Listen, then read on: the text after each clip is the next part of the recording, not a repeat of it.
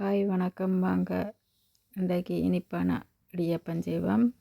முதல்ல பயறு ஆவியை வைத்து எடுத்துக்கொள்வோம். சிறிதளவு உப்பு போட்டு அவிய விடுவோம். சர்க்கரை சேர்ப்போம். பயறு அவிந்தவுடன் ஏலக்காய் பவுடர் சேர்ப்போம். இதுக்கு தேங்காய்ப்பு சேர்க்கலாம். நான் தேங்காய்ப்புக்கு பதிலாக சீவின பாதாம் சேர்த்துருக்குறேன். நன்றாக கிளறி விட்டுட்டு இடியப்பத்துக்கு மாவு குழைப்போம்.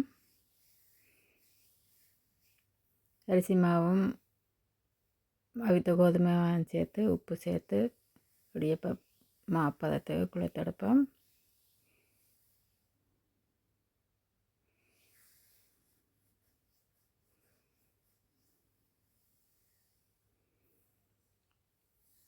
குழைத்த மாவை ஆயில் பேப்பரில் ரவுண்டாக சுற்றி எடுப்போம். வாழை இலையில் தான் சுற்றுறது, இங்கே வாழை இலை இல்லை, அதால் பேப்பரில் சுற்றுறோம்.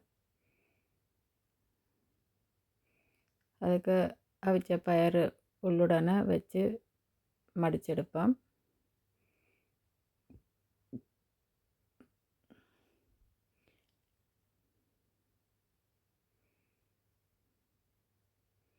பேப்பரோட வச்சு அவிகிறது கஷ்டம், அதால் அதை இடியப்ப தட்டுக்கு மாற்றி அப்படியே வச்சு அவிச்செடுப்போம்.